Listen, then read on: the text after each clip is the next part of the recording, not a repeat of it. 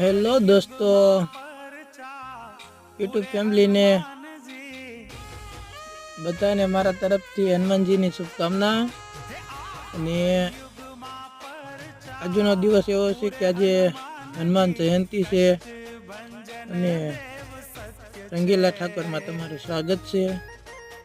તો પ્લીઝ આજના દિવસે તો આપણે એક હનુમાનજી દાદાની જય બોલશું।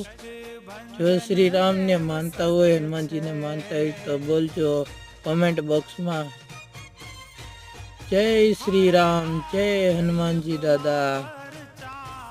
पूरे हनुमान जी कष्ट भंजन देव सत्य छे।